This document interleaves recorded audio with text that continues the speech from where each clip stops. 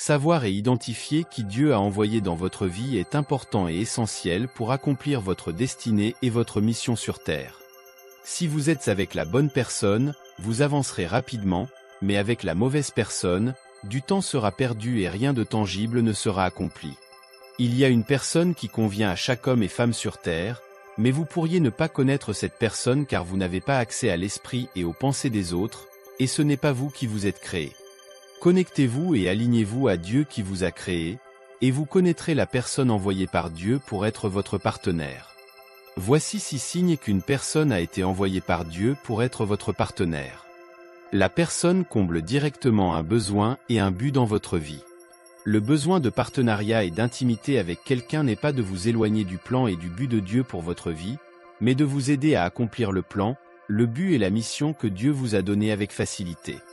L'une des façons de savoir qu'une personne a été envoyée par Dieu dans votre vie est que cette personne réussit à combler un espace dont vous avez besoin dans votre vie pour progresser. Vous avez besoin d'un partenaire pour vous servir de soutien, pour dépendre de vous, pour vous conseiller et vous encourager, et la personne envoyée par Dieu pour vous remplir à ce rôle. C'est ce que Rebecca a fait dans la vie d'Isaac. Il avait grandi sans le soutien d'une femme, sans personne sur qui s'appuyer jusqu'à l'arrivée de Rebecca.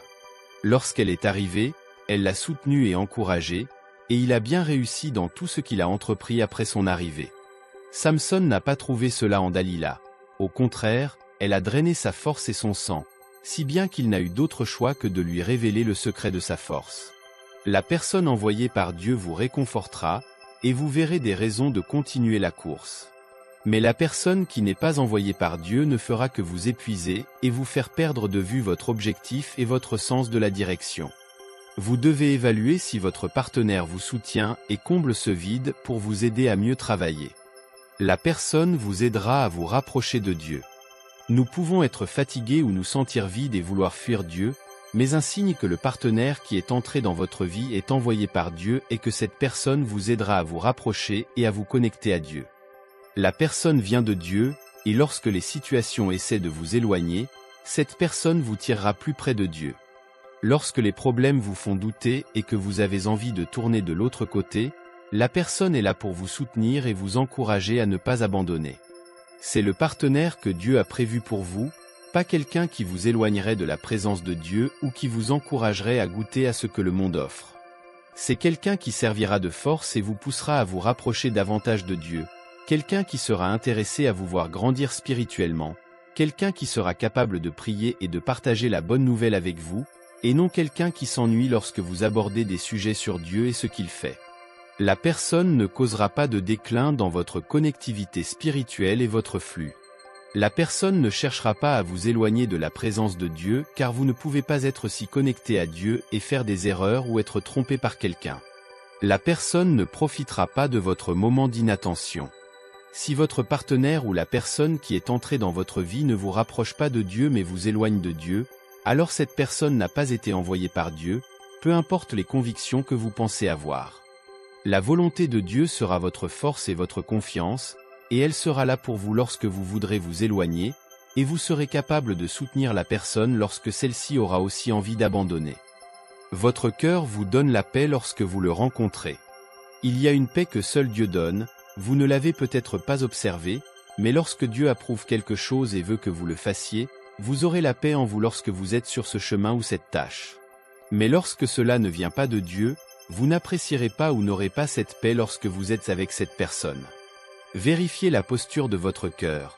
Êtes-vous en paix ou avez-vous peur de votre relation avec cette personne? Ce n'est pas seulement une question de sentiment, c'est aussi ce que dit votre cœur. Dieu nous communique par divers moyens et l'un d'eux est de nous donner la paix. Si vous n'avez pas la paix avec cette personne chaque fois que vous êtes avec elle, ne lui donnez pas l'opportunité de prendre racine et de s'exprimer. Samson n'avait pas la paix avec Dalila, mais il a refusé d'écouter et a décidé de continuer jusqu'à ce que son cœur devienne trop faible pour parler à nouveau.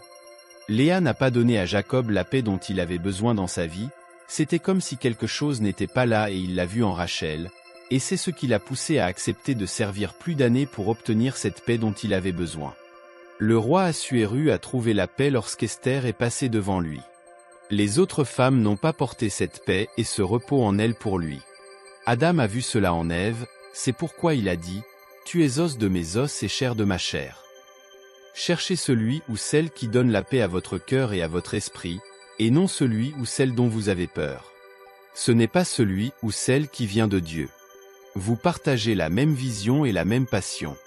Jusqu'où pouvez-vous aller dans la vie dépend de qui voyage avec vous. Dieu veut que vous atteigniez la fin, et il vous apportera quelqu'un qui voit la même chose que vous et croit en l'endroit où vous vous dirigez. Dieu ne vous amènera pas et ne vous confiera pas ou ne vous joindra pas à quelqu'un qui a un rêve et une vision différents des vôtres. Imaginez si Séphora avait des plans pour elle et Moïse de rester à Madian, d'élever des enfants et des troupeaux. Moïse n'aurait pas pensé à aller sauver les enfants d'Israël. Elle avait l'esprit d'une délivreuse et il lui a été facile d'encourager son mari à accomplir la mission et la mission que Dieu lui avait confiée. Déborah n'aurait pas réussi si Dieu ne l'avait pas jointe à Lapido, qui partageait et croyait en la mission que Dieu lui avait confiée. Si vous avez découvert votre but et votre mission dans la vie, la personne envoyée par Dieu sur votre chemin aura une mission et une vision similaires aux vôtres et croira en la mission à laquelle elle a été appelée. C'est ce qui rend l'accomplissement du but plus facile, sans stress ni contrainte. Si la personne ne partage pas la même vision et la même passion que vous, cette personne n'a pas été envoyée par Dieu pour vous. Vous voyez l'amour dans la personne. Nos pensées et sentiments ne nous mentiront pas toujours. Que pensez-vous lorsque vous rencontrez quelqu'un qui entre dans votre vie? Voyez-vous Dieu dans cette personne? Ressentez-vous que vous pouvez aimer cette personne? Le sentiment d'affection vient-il de vous, ou est-ce la luxure qui prend le dessus sur vos pensées? Est-ce la séduction et l'infatuation qui coulent en vous? Voyez-vous le besoin de vous connecter et d'aimer cette personne, ou voyez-vous le besoin de l'exploiter? Si vous ressentez encore que vous pouvez blesser cette personne sans vous retourner, cela signifie que cette personne ne vous a pas été envoyée par Dieu. Fuyez avant que la chair ne prenne le dessus sur la volonté. C'est ce qui est arrivé à Tamar et Amnon. Il ne l'a jamais vraiment aimée, et elle n'était pas celle que Dieu lui avait destinée, car si elle l'était, il n'aurait pas accepté le conseil de son ami de la violer. Quand il y a de l'amour, il y a un soin parfait, et blesser la personne serait loin de votre esprit et de votre pensée. Vérifiez ce qui vous vient à l'esprit lorsque vous voyez ou pensez à cette personne. Voyez-vous un avenir avec cette personne? La personne que Dieu vous envoie est quelqu'un avec qui vous vivrez le reste de votre vie. Vous voyez-vous vivre et vieillir avec cette personne? Vous voyez-vous cohabiter avec cette personne? La relation est pour l'éternité, jusqu'à ce que la mort vous sépare tous les deux. Et si vous ne voyez pas d'avenir avec cette personne n'a pas été envoyée par Dieu pour vous. La personne avec qui vous vous voyez vivre les 50 à 70 prochaines années est la personne que Dieu vous envoie, pas la personne avec qui vous voulez passer une nuit. Vérifiez et voyez si votre cœur est en phase pour rester avec cette personne jusqu'à ce que la mort vous sépare tous les deux. Vous ne pouvez pas vous permettre d'être avec une personne qui n'a pas été envoyée par Dieu sur votre chemin. Vérifiez les signes de Dieu et sachez si cette personne vous a été envoyée par Dieu en tant que partenaire. Maintenant, à tous ceux qui entendent ma voix, allons au Seigneur dans la prière. Je vous invite à vous unir à moi dans la prière. Seigneur Dieu Tout-Puissant, je te remercie pour ta sagesse et ta guidance dans ma vie. Je reconnais que tu es le Créateur de toutes choses et que tu as un plan parfait pour moi. Aujourd'hui, je te prie de me révéler la personne que tu as choisie pour être à mes côtés, celle qui remplira le vide dans ma vie et m'aidera à accomplir la mission que tu m'as confiée. Accorde-moi la clarté pour discerner si mon partenaire actuel ou futur est celui ou celle que tu as envoyé pour marcher avec moi sur ce chemin. Seigneur, donne-moi la paix dans mon cœur et la confiance que je suis aligné à ta volonté. Que cette personne me rapproche de toi, m'encourage dans ma foi, et partage avec moi une vision commune pour notre avenir. Aide-moi à éviter les relations qui m'éloignent de ta présence et à rester ferme dans ta parole, en recherchant toujours ta volonté au-dessus de mes désirs personnels. Que ton amour soit le fondement de toute relation que j'entretiens, et que je puisse voir ton reflet dans la personne que tu as préparée pour moi. Seigneur, guide mes pas, garde mon cœur pur, et donne-moi la force de résister à toute tentation qui pourrait me détourner de ton plan parfait.